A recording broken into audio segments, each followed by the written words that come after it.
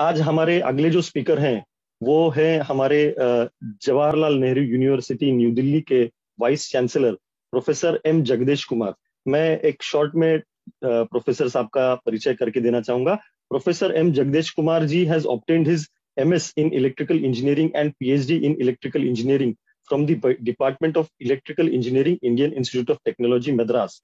He did his postdoctoral research from the Department of Electrical and Computer Engineering from University of Waterloo, that is in Ontario, Canada.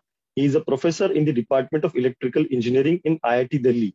He also works in the area of nanoelectric devices, that is nanoscale device modeling and simulation, innovative device design and power semiconductor devices. He has published extensively in the above areas with 3 books, 4 chapters and more than 250 publications in referred journals and conferences. He also has several patent applications have been filed based on his research. And he is currently the Vice Chancellor of Jawaharlal Nehru University, New Delhi, and is on leave from IIT Delhi. He still teaches and supervises from to PhD students in IIT New Delhi. और सही मायनों में अगर कहा जाए कि आज हमारा ये सौभाग्य है कि हमें आप जैसे एक स्पीकर का हमें एक सानिध्य मिलने वाला है, तो ज्यादा समय न लेते हुए मैं प्रोफेसर जगदेश कुमार जी से विनंती करता हूं कि वो अपना मार्गदर्शन करें। प्रोफेसर जगदेश कुमार। धन्यवाद मिलिंद जी। My pranams to all the experts who have joined this program and also all the admirers and practitioners of yoga.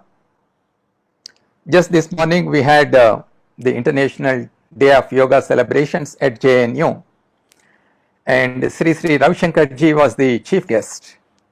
Although he was at Bengaluru and we are in Delhi, we felt connected because the only single thought that we had in our mind was yoga during that program.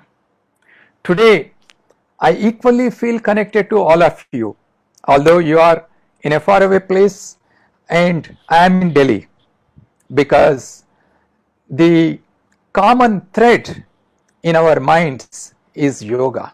We are all thinking about yoga today as we speak and listen to each other. You know, when we talk about thoughts, do you remember the first thought that you got this morning when you woke up? Do you remember the last thought that you had just before you went to bed? Well, you know, there is a constant chattering that is going on between you and somebody within you about various things that happen during the course of the day. This is what we call thoughts. Constantly thoughts are coming.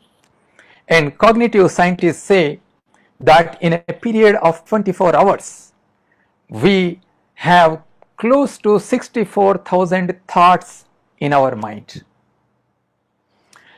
And the speciality of these thoughts is that most of them, they are focused either on something that may happen in future. Tomorrow I may get COVID-19, or I may lose my job, or I may not be able to do well in my exam.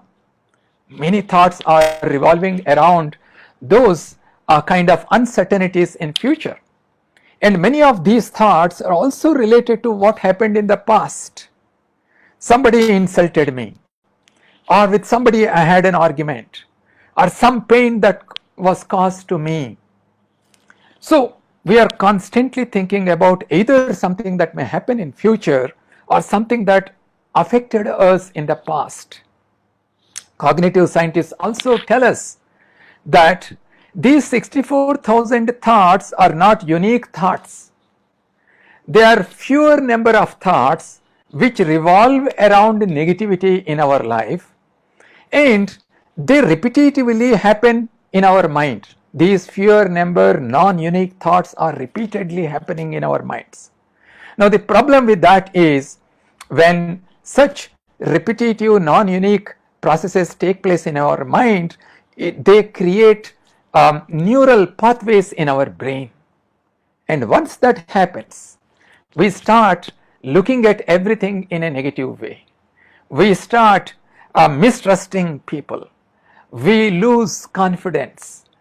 And Buddha very rightly therefore said, you are a product of your own thoughts. Now, it is very, very important to recognize that our mind will keep getting all kinds of thoughts. These thoughts may be expressed in terms of words, sentences, or even they may have visual imagery. We cannot stop these thoughts. But can we train ourselves to remain within the present rather than thinking about future or thinking about the past? And that is what yoga does to us. It guides us to live in the present. And how can we do that? Well, yoga has various techniques. Simple breathing techniques, simple pranayama, simple asanas. Through these means, you connect your five senses to the external world, and the external world is connected to your inner self, so that you try to be in the present. And that is why the breathing techniques are given a lot of importance in yoga. You know, when you, it's often very common to hear when somebody dies, we say he took his last breath, meaning that, you know, only if we have certain fixed number of breaths, only then we can take the last breath.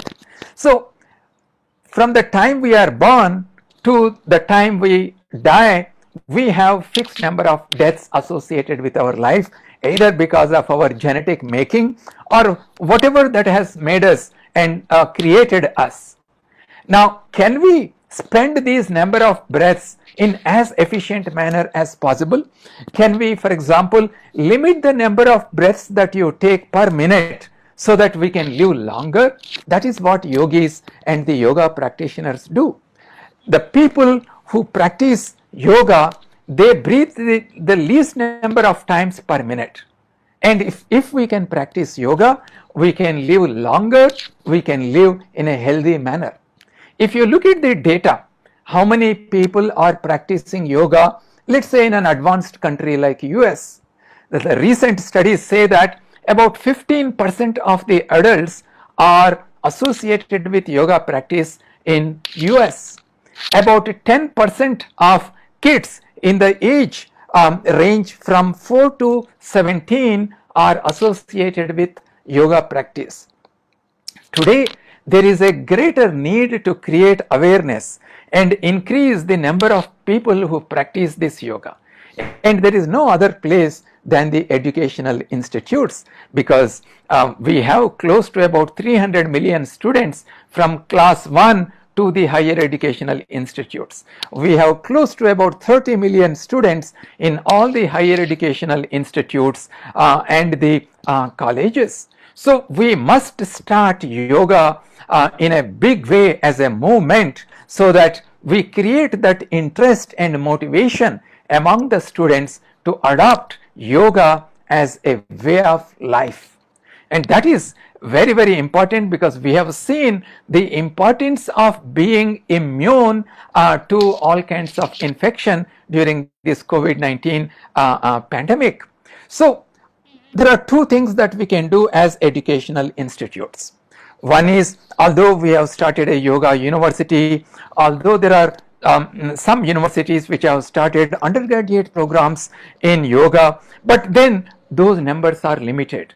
What we need to do is create more awareness so that students learn about yoga and practice it as part of their daily life.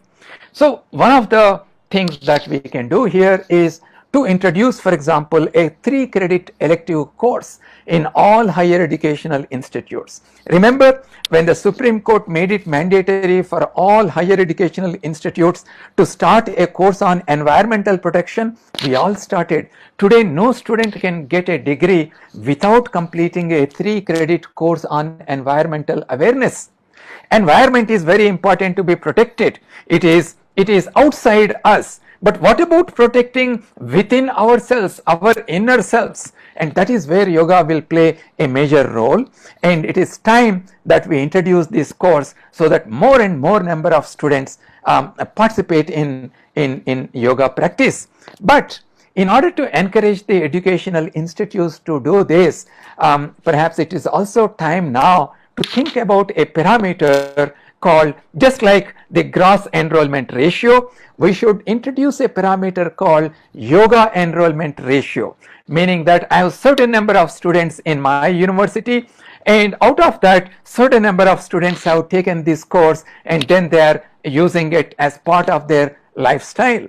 So if you can calculate this yoga enrollment ratio across all higher educational institutes and promote yoga in a great way, I'm sure it's going to catch up among our youth. And we can also recognize the institutes which have the highest yoga enrollment ratio as a recognition, as a motivation. I'm sure there is a great future for yoga in our country, and especially when institutes like Yoga and Naturopathy Institute are putting so much of effort in spreading awareness. I'm positively inclined and I'm very, very confident that yoga will become extremely popular in our country, making each one of us healthy, both physically and mentally, so that we build a healthy and happy human society in our country. I would like to thank Milindji for inviting me to share some of my thoughts with you. I would like to conclude here and leave because I have another meeting in Bengaluru in a couple of minutes. Thank you very much.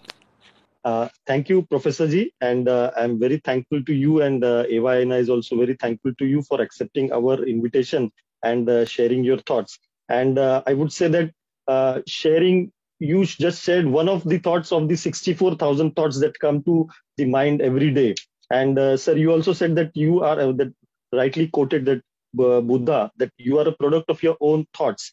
And sir, you also said that yoga can be a way of life. And you also जो आपने बताया कि yoga enrolment ratio जो अभी जो भी educational institutes हैं उनको इस बारे में सोचने का वक्त आ गया है. It is time that educational institute start thinking about this.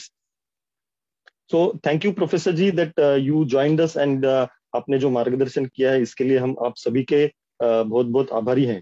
और हमारे जो अगले स्पीकर हैं, she is doctor Leena Inamdar. She is joining us from Leeds, United Kingdom. And she is MBBS and MD in Preventive and Social Medicine.